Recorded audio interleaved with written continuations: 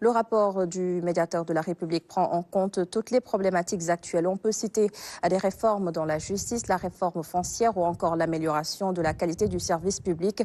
Bien d'autres questions ont été bien sûr évoquées dans le document remis au chef de l'État, Bassirou Diomaye Faye, qui s'engage également à instaurer un dialogue institutionnel de proximité à Aboubakry Kane. La remise du rapport annuel 2023-2024 du médiateur de la République est un acte de portée républicaine, un moment essentiel de notre vie institutionnelle. Elle illustre une tradition de dialogue et de concertation bien sénégalaise pour aboutir à des compromis dynamiques sur les grandes questions nationales. La présentation du rapport du médiateur de la République est un acte à la fois symbolique et pratique qui a des implications profondes sur la gouvernance de notre pays, la protection des droits des citoyens et le renforcement de la démocratie administrative. Le médiateur de la République, institution singulière, incarnée par une autorité indépendante qui, outre sa mission d'intercession en faveur du citoyen et de l'entreprise, dispose de pouvoirs de proposition, de recommandation, de suggestion et d'investigation.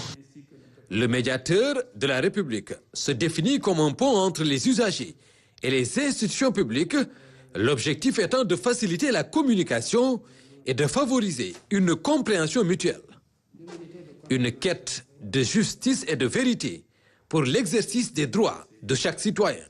Ce rapport que j'ai l'honneur de vous présenter, Monsieur le Président de la République, témoigne des préoccupations et des attentes de nos concitoyens, des défis rencontrés et des avancées réalisées tout au long de la période écoulée.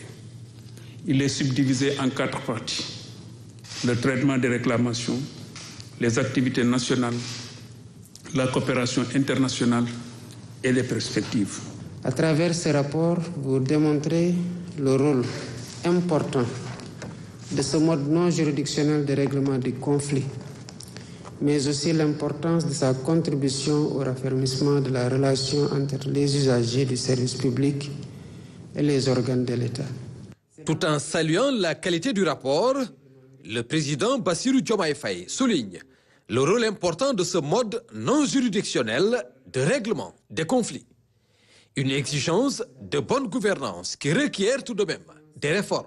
Les réformes auxquelles nous aspirons, qu'elles soient à visée sociale, politique ou par nécessité de prendre en compte nos vulnérabilités territoriales et économiques, s'appuient toutes sur la confiance du citoyen envers son administration et a fortiori envers le service public de la justice.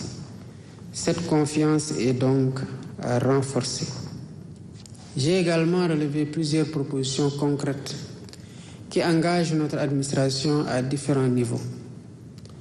Elles concernent notamment l'exécution des décisions de justice, la bonne gouvernance, la constitution de parties civiles des associations, l'humanisation de la détention, l'amélioration de la qualité du service public, la réforme foncière et la sécurité routière.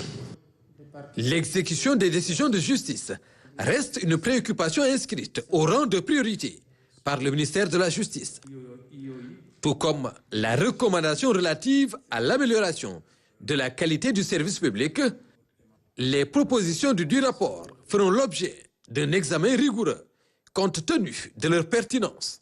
Monsieur le médiateur, soyez assuré que le rapport que vous venez de me présenter fera l'objet d'une très grande attention et les recommandations qu'il contient seront examinées minutieusement en vue d'une mise en œuvre adéquate.